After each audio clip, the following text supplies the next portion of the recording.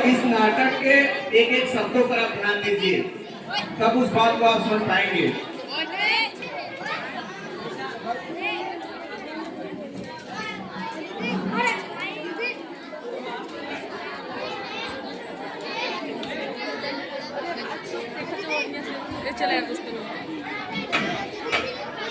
आप इतने परेशान क्यों दिखाई देते हैं? परेशान तो रहूंगा ना पार्वती, आखिर एक बेटी का बाप जो ठहरा। पार्वती, अब उसके हाथ पीले करने का समय आ गया है। पर हमारी आनंदी तो अभी सिर्फ 9 साल की है। अभी तो उसके पढ़ने, लिखने और खेलने कूदने के दिन हैं। देख पार्वती, लड़कियां पराया धर्म होती है और जितना जल्दी इन्हें घर से विदा कर दे उतना अच्छा है। कल से आनंद की पढ़ाई लिखाई बंद। पर बापू, इसमें मेरी क्या गलती है? आप मुझे पढ़ाई करने क्यों नहीं देते? तेरी गलती है कि तू एक लड़की है। लड़का होती तो क्या बापू? लड़का होती तो क्या? ऐ लड़की, ज्यादा जबान ना चला, नहीं तो जबान हलक से खींचकर बाहर निकाल दूंगा। बापू, मैं पढ़ लिख कर कुछ बनना चाहती हूँ। मेरी पढ़ाई ना रोको बापू। आनंदी, तुझे पढ़ना है तो पढ़, लेकिन सारी उम्र बाप की छाती पर यूं बोझ बनकर ना बैठ।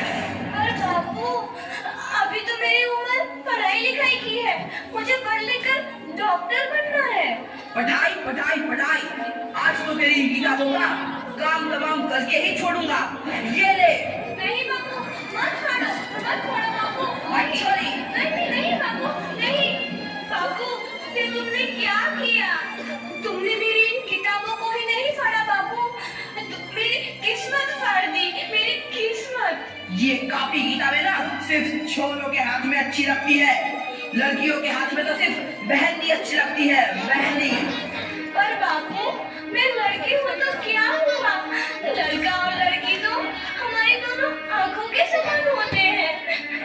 चुप कर आनंदी। और यह एहसान मान कि अब तक जिंदा है तू। कहीं बचपन में गला दबाकर मार दिया होता तो यह तेरी बकबक नहीं सुननी पड़ती आज। पर बापू, मुझे जो ठंडा अच्छा ना लगे है। देख छोरी, जितना जल्दी हो तू चूल्हा जलाना सीख ले, उतना ही अच्छा है तेरे लिए। और हाँ, तेरा ब्याह तो होगा, वो भी कल के कल। अगला जीवन है तुम्हारी यह कहानी। आंचल में है दूध और आंखों में है पानी।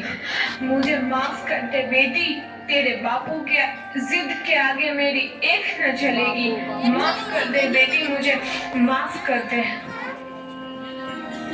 इस प्रकार मात्र 9 वर्ष की छोटी उम्र में आनंदी का विवाह गोपाल राव जोशी से हो गया।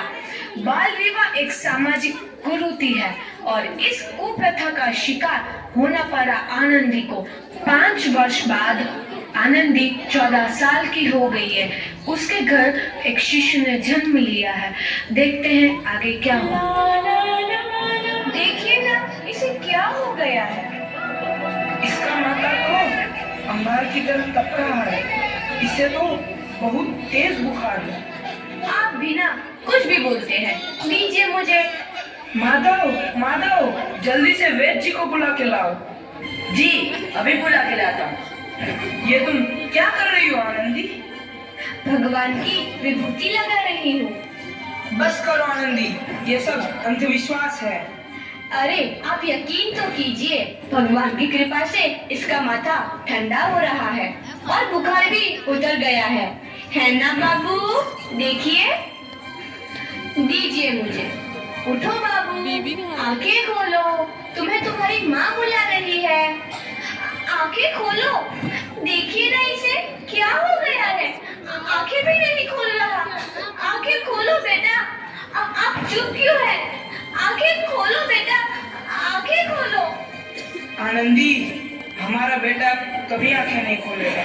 नहीं, ऐसा नहीं हो सकता। मेरे बेटे को मुझसे कोई नहीं छीन सकता, कोई नहीं छीन सकता। पागल मत बनो आनंदी। माधव,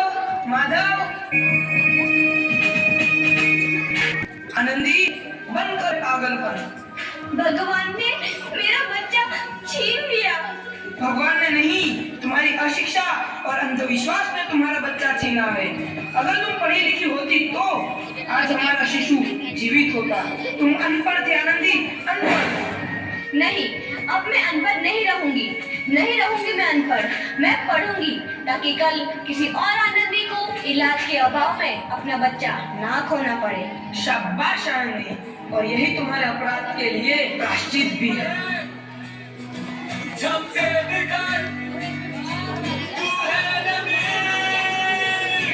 आनंदी, तुम्हारी 12वीं का परिणाम आ गया है। तुमने पूरे कॉलेज में प्रथम स्थान अर्जित किया है। आनंदी, तुम्हारी मेहनत रंग लाई है। तुम्हें शिक्षा वृत्ति मिली है। ये लो तुम्हारे अमेरिका जाने की टिकट। मुझे शिक्षा वृत्ति मिल गई, मैं अमेरिका जा रही हूँ। पर इस सब में अकेले कैसे कर पाऊंगी? आनंदी, अपने आप को इतना कमजोर क्यों समझ रही हो? फिर इतना पढ़ने लिखने का क्या फायदा? तुम अभी गंवार की गवार नहीं हूँ मैं अब गवार।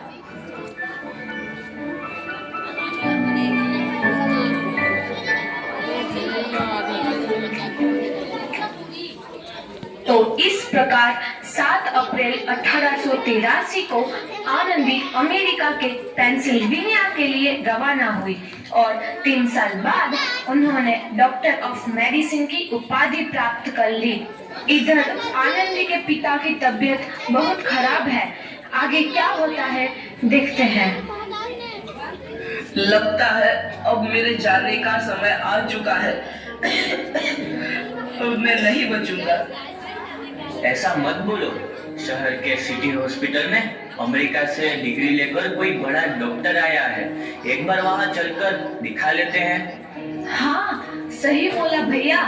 कम से कम दिल को तसल्ली तो मिल जाएगी। हाँ हाँ, चलो चलो जल्दी हॉस्पिटल चलते हैं।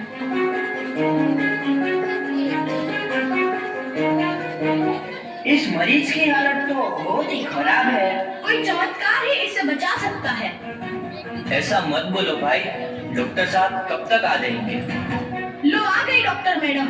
डॉक्टर मैडम, जल्दी देखिए, मरीज की हालत बहुत ही खराब है।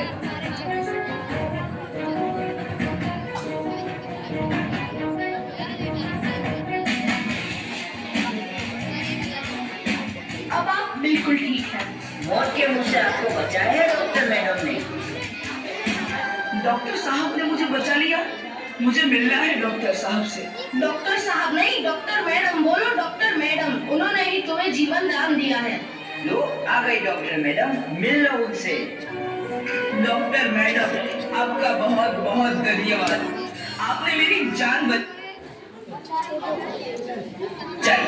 इसके बदले में मैं गरीब भला आपको क्या दे सकता हूँ? वचन चाहिए मुझे कि कभी ये नहीं कहोगे कि लड़कियां कुछ नहीं कर सकती। वचन? ये कैसा वचन? अरे श्यामलाल, तुमने पहचाना नहीं? तुम्हारी बेटी आनंदी। आनंदी? मेरी बेटी आनंदी? डॉक्टर? हाँ बापू, वही आनंदी जिसके लिए बचपन में तूने चूल्हा और दूल्हा के अलावा कुछ नहीं सोचा था। आनंदी, आनंदी मेरी बेटी, मुझे माफ कर दे। मैं तेरा गुनहगार हूँ बेटी। नहीं नहीं बापू, वही आनंदी जिसके हाथ पीले करके तुम उसकी सारी जिंदगी काला कर देना चाहते थे। माफ कर दे मुझे मेरी बच्ची, माफ कर दे। मैं तेरा अपराधी हूँ मेरी बच्ची, माफ कर दे। नहीं बापू, मैंने तो तेरा एहसान चुकाया है। याद है ना अपना एहसान जो बचपन में तुमने मुझ पर किया था? ताने सुना सुना कर जीते जी मार डाला था मुझको। अब बोल, और किस किस को मारेगा? आनंदी बेटी, मुझे माफ कर दे मेरी बच्ची, मैं तेरा गुनहगार हूँ। बापू, आपने ही तो बोला था किताबें सिर्फ बेटों के हाथ में अच्छी लगती है, बेटियों के हाथ में तो सिर्फ मेहंदी। बेटों और बेटियों में फर्क करना तो आंखों में फर्क करने समान है। एक का पढ़ना और दूसरे का ना पढ़ना सामाजिक अंधकार है बापू, सामाजिक अंधकार। उपकार मांगता हूँ मैं तुझ जैसी बेटी का, जिसने सारी उम्र मुझसे कुछ ना मांगा। मांगा तो सिर्फ बराबरी का दर्जा। यह है कि मैं तेरी माफी के लायक भी ना हूँ। मुझ जैसा बाप तेरी बराबरी कर सके उसके मैं लायक भी ना हूँ मेरी बेटी, लायक भी ना हूँ। अपने बापू को क्या माफ नहीं करोगी आनंदी? माफ कर दो आनंदी, माफ कर दो। सुबह का भूला यदि शाम को घर लौट आए तो उसे भूला नहीं कहते। बापू। तो इस प्रकार आनंदीबाई जोशी ने अपनी मेहनत और अटूट इरादे से न केवल भारत की पहली महिला डॉक्टर बनी, बल्कि आगे चल के उन लड़कियों के लिए सुनहरा रास्ता दिखा गई जो जीवन में कुछ करना चाहती थी।